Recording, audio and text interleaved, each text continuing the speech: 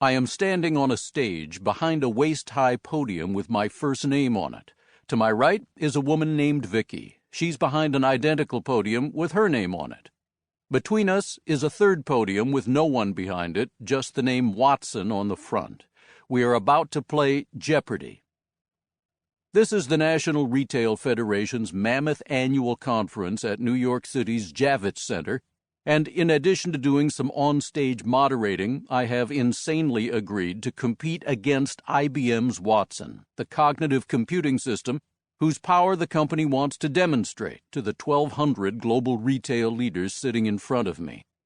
Watson's celebrated defeat of Jeopardy's two greatest champions is almost a year old, so I'm not expecting this to go well, but I'm not prepared for what hits me. We get to a category called Before and After at the Movies. Jeopardy aficionados have seen this category many times over the years, but I have never heard of it. First clue for $200.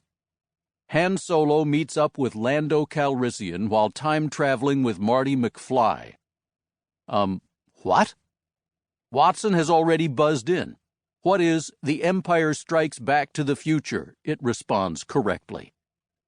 It picks the same category for $400. James Bond fights the Soviets while trying to romance Ally McGraw before she dies.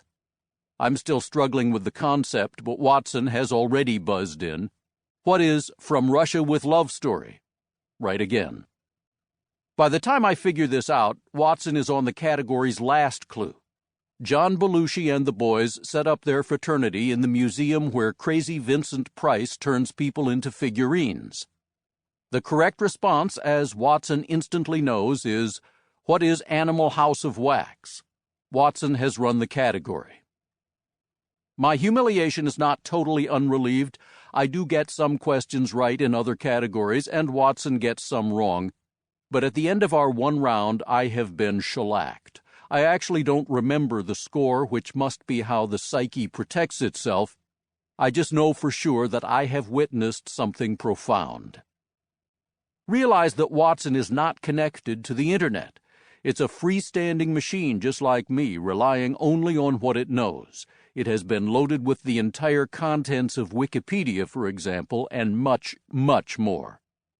No one types the clues into Watson. It has to hear and understand the MC's spoken words, just as I do.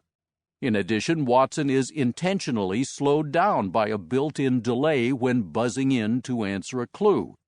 We humans must use our prehistoric muscle systems to push a button that closes a circuit and sounds the buzzer.